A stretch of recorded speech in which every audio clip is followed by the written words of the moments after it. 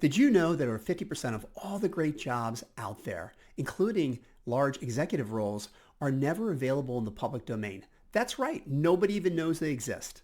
And we call this the hidden or the unpublished marketplace. And if you're not spending the majority of your efforts in that area, you're really missing out on the best opportunities. So if you'd like to learn more about what this even is and how you get your toehold into it, hop on board. We're going to review it right now.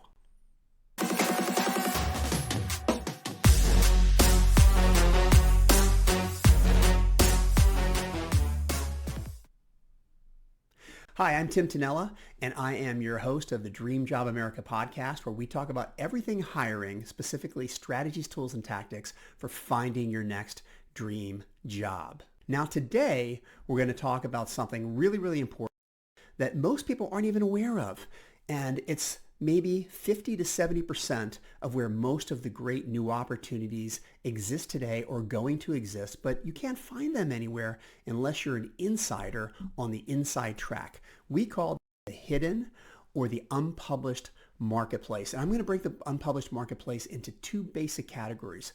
The first would be confidential, committed opportunities. Okay, so these are basically new roles and replacement roles that are going on internally right now. So companies know about those. Executive recruiters may be working on those. But there is an actual commitment, but they're not making it public. So you've got to find a way to discuss. The other sector, which is just as large, if not larger component of the unpublished marketplace, are all of those roles that are going to be created within the next, let's say, 1 to 6 months. And we're going to talk about how you can position yourself for both, but particularly the latter, how you can look for trigger points, build relationships, and then maybe be on that short list or maybe be the only person on that list. Position job is created, your baby basically locked and loaded and ready to go. Okay, so first, let's talk about why so many of these positions are never made public in the first place. And one of the biggest reasons has to do with confidentiality. So you think about it, a lot of times a position is going to be replaced. Maybe the person's going to be leaving or they're just not working out.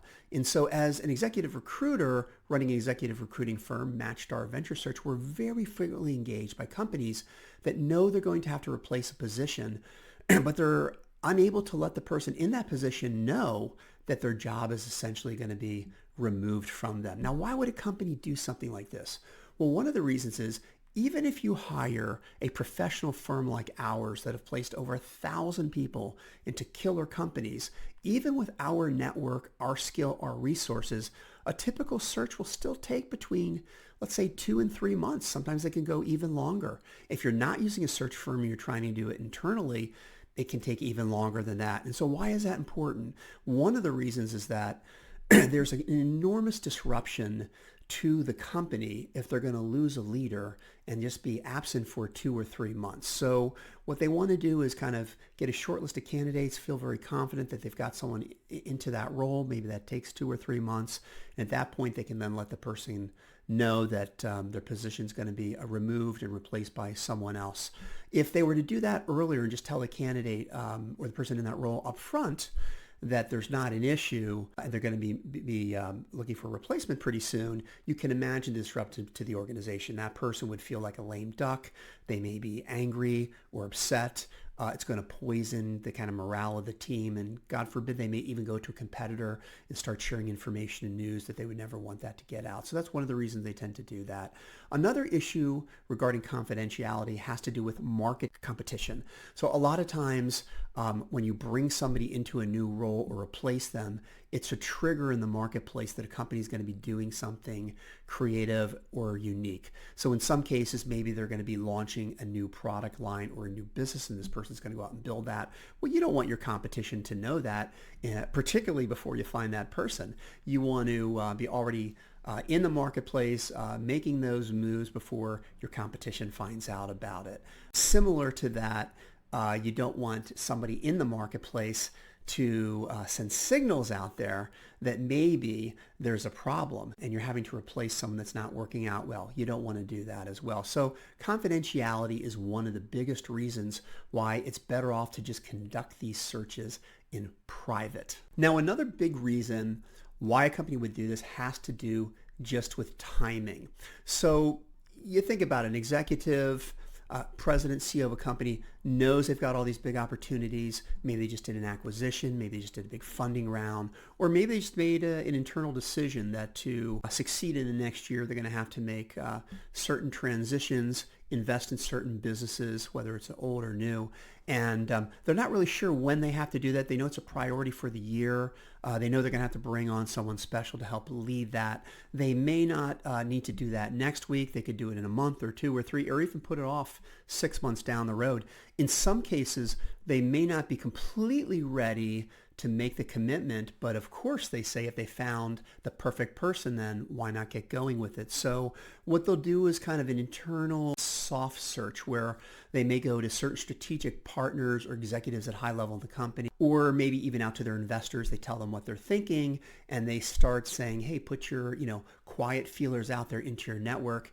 And if we find the right person, then we can make that commitment. Now, of course, what ends up happening a lot of times, if that person comes into the equation early on through a referral, or in your case, through a direct outreach, and the fit is great, then they will make a decision to commit to that role now rather than waiting. I mean, they know they're going to have to do it. It's inevitable anyway.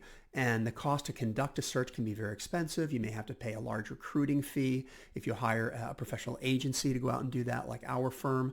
Or the disruption in general to an organization to run a search over many, many months can really strain the resources. So if you get lucky and a gift from God happens to fall in your lap, then a lot of times they'll make that transition and they'll go ahead. So timing plays a big role in these inside track jobs. Now, I want to take a minute to talk about why I think focusing the bulk of your efforts on the unpublished marketplace, sourcing these opportunities, building the right relationships, and going that route is a lot more fulfilling, beneficial, and easier, although longer, than doing the traditional stuff that most people do when they begin to start their job search. And so I talked to so many executives, over 200 private sessions, and the story becomes very, very similar when they get going initially. They talk to everybody that they know in their network. They try to see if anyone hears of an opportunity that no one knows about. They want to be part of that dialogue. A lot of them will subscribe to a variety of different job aggregation boards where they can get a feed of basically services like Indeed, for example, even LinkedIn, where they're scouring the web or they have all these internal opportunities, and you put your criterion, they pump that feed to you on a weekly basis, and you can see whether the job makes sense for you to apply. Or they try to contact executive recruiters, get on their radar screen, particularly if they know they're working on something active. The problem with this is you have a fast and furious kind of process for the first 30 to 60 days. Everybody wants to meet with you. They want to get caught up, have some coffee, find out what you're up to, and maybe even chase some opportunities or discover a couple opportunities. But, after kind of working through that, if the opportunities do not, work out for you in the end run, so you're kind of find yourself in a position where you're kind of always the bridesmaid, never the bride, and now you're sitting around looking for more lead gen, most folks don't really know, well, what do I do as a next step to try to generate more opportunities for myself, get more interviews, and really find something that is a better fit for me based on where I am in my life today. And so a lot of reasons why I think focusing on discovering opportunities that are not in the public domain is a much better way. And one has to do just with the fact that there is very little, if no competition. So if you discover an opportunity that is out there, maybe a couple people internally know about it, but it hasn't really gone out to the public yet. You hear from a friend, or you hear through a network resource, or you're able to do some of the tactics that I'll share with you in later videos to go direct and discover these opportunities. You may find yourself in a position where they haven't talked to anyone else for the role. A lot of times executives, when they ask the right questions, they make the right case. The hiring manager, in many cases, the people I work with are going to be board members and CEOs and presidents of companies. They will tell you that they may start this person by just making an assessment for them. They want an external perspective on where they're at, a different set of eyes and ears from folks that are internal in the company. In many cases, these may result into a consulting gig 40 to 60 to 90 days where it's kind of a try and buy situation. You kind of see where it's going. And what's so great about this is it's almost like you are now working with or for the company. Very different than when you're interviewing for a job. They hire you. There's a big expectation, and now you're hitting the ground. And sometimes it works out great. Sometimes you run into all these different roadblocks that you never anticipated. But a lot of times when you start direct, there is no one else brought into the equation. And if you do a great job and they feel like, wow, this is the person for me, let's go ahead and take a look at hiring this person now and avoiding both the cost and the time disruption to our organization.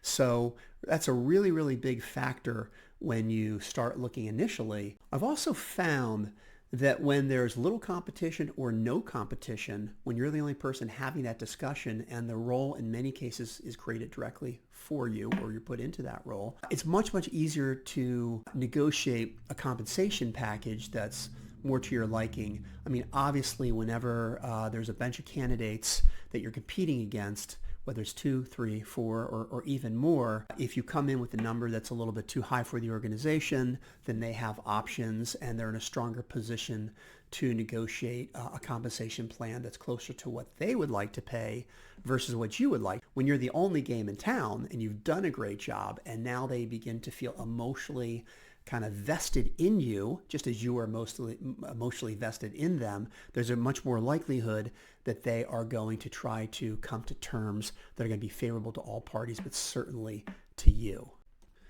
Now, another important reason or beneficial reason why going after unpublished marketplace is great for candidates is that it allows them to showcase all the things that make them unique and valuable. So part of the inherent issue with working with either a recruiting firm or internal recruiting organization within the company where everything is open and in the public domain is the job process starts by establishing a criteria, usually of hard requirements, kind of, here's the tactical things about the job.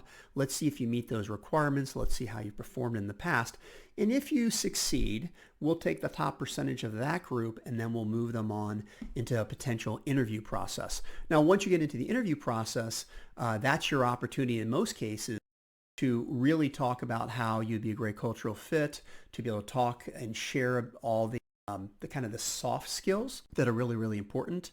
What type of leader you are, how you bond, how you build relationships, or today people talk a lot about EQ, for example, the emotional aspect of being in a leadership role, how well you're able to communicate with people and show empathy and make those various connections. Well, when you first apply for a job in the public domain, it's really, really hard to communicate that. I mean, maybe you can send in a video or you can write a cool story, but basically, unfortunately, is the people on the other side who are doing that initial vetting. And in most cases, they're not at the high level. They're screeners who are trying to filter whether we think a candidate should move on or not. In some cases, not even a human being. I mean, it's actually a software program that's vetting and parsing that. Unfortunately, a lot of times people that are great candidates, but maybe they're kind of B or B plus on the tactical or operational aspects of doing that job, they don't make that initial cut. Now, we all know that what makes someone really successful in a role is the totality of that person. They're just like great athletes, right? There are some athletes that are not the superstars of the sport, but they're able to help everybody else work really together, and the performance of the team is really great. And the same thing happens in leadership roles. There's a lot of great people who can recruit great talent underneath them out of the sheer will of their personality, or they're great storytellers, or they've got that personality where they can motivate people to take it to a next level, and they're able to retain people maybe in a downtime. All these skills are really, really important. Unfortunately, when something's in the public domain and you're kind of being vetted at first, you may not even get the opportunity to share that other side of your personality with them. When you are on the inside track and a recruiter brings you into the table, they get to interview, spend that time, no one knows about it. Hopefully they learn about these things and they have that insight from the client and they incorporate that into the equation. Certainly, as we'll talk about later videos, when you go direct to the source to try to discover these opportunities, in many cases that initial contact point has nothing to do with the job at all. It has to do with things of common interest. It has to do with your personality and different ways in which you're able to make those various connections and get someone excited. So it's almost as if you come into the game with the soft side first, then they look at how you are from an operational standpoint. In many cases, if people really like that other side first, they're even willing to accept someone who maybe is a B+ player versus an A+ player on the tactical side of the job. So there's so many reasons why going direct beats trying to chase opportunities that are already out there where thousands of people are chasing them and you're trying to just get through that first screening process to get the role. And a final reason why a focus on the unpublished marketplace makes more sense is because a lot of times when you do find and get these opportunities, they're just a better overall fit for you with a higher probability that the job is going to work out in the long term. You're going to perform better. You're going to be happier there. It's going to be a better decision for you. And one of the reasons is because you tend to start out at a much higher level. When you're looking at stuff in the public domain, again, you're kind of starting out at a low level. You've got various screening barriers to entry that you've got to work through before you get up to the top. Now, of course, if you're working with a partner at an executive recruiting firm or executive search firm that's retained like ourselves, we are doing a very tight screen and we're really doing a deep dive to see if it makes sense to present you. And in most cases, we're presenting you initially to the very top of the food chain or just one level under before you make that next move for a following interview. Now, if you're going direct, which is some things, again, we'll talk about in a different video, you're almost always starting at the highest level. And what's so great about that is you tend to learn a lot about the real issues that are important there because a lot of times you're starting off discussing personal things or you're having just high-level discussions about where the organization is going to go.